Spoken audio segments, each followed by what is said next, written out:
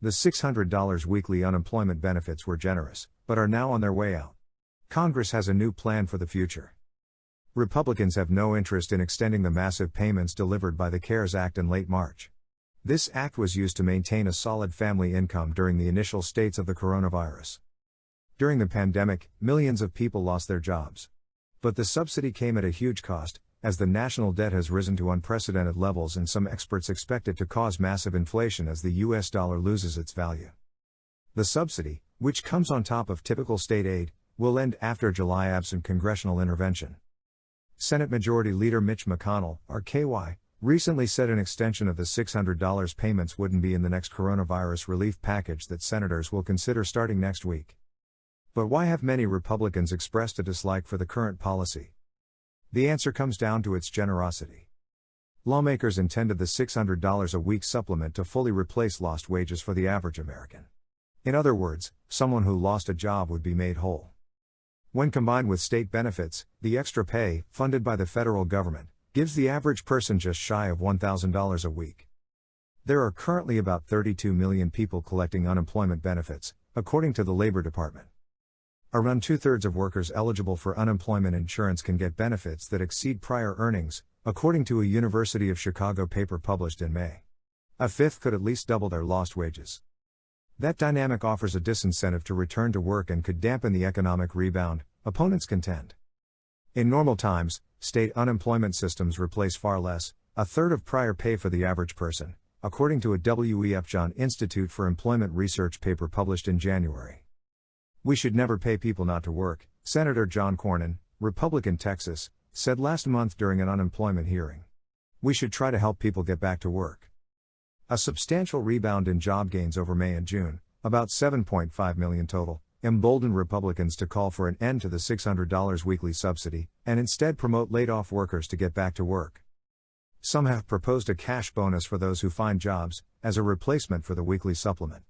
At the very least, the Trump administration and others have called for any forthcoming subsidy to be less generous.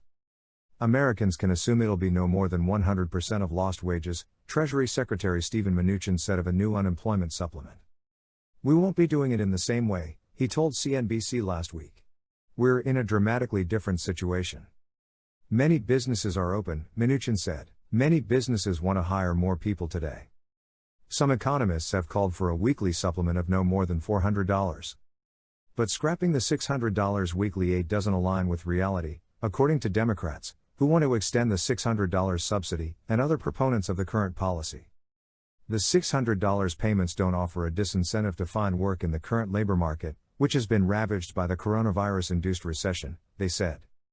The 11.1% unemployment rate, while improved from the pandemic-era peak in April, is still higher than any other period since the Great Depression. Chart of the unemployment rate through June 2020 compared to the jobless rate during the Great Depression. And there are more than 3 times as many unemployed Americans as there are job openings, nearly 18 million versus 5.4 million, respectively, according to most recent data from the Bureau of Labor Statistics. That means most jobless Americans couldn't find work even if they wanted to. Millions of Americans continue to apply for unemployment benefits each week, and spiking COVID-19 infections threaten to reshut some businesses, as has been the case in California, Nevada, and Texas. Cutting off the $600 cannot incentivize people to get jobs that aren't there, said Heidi Shirehals, Director of Policy at the left-leaning Economic Policy Institute and a former chief economist at the Labor Department. Ending the $600 payments will also cause undue financial hardship for families, Democrats argue. The HEROES Act, passed by the Democrat-led House of Representatives in May, would keep the benefit into early next year. Some have proposed phasing out the supplemental pay as the unemployment rate falls. Income for the average unemployment recipient would fall by about 61% if nothing were to replace the current subsidy. States paid an average $383 per week in the first quarter of this year, according to Labor Department data. The least generous state, Mississippi, pays much less. A resident there can get a maximum of $235 a week. These benefits are what's saving millions of jobless people from hunger and homelessness in the middle of a pandemic, Senator Ron Wyden, D.R., said during an unemployment hearing in June.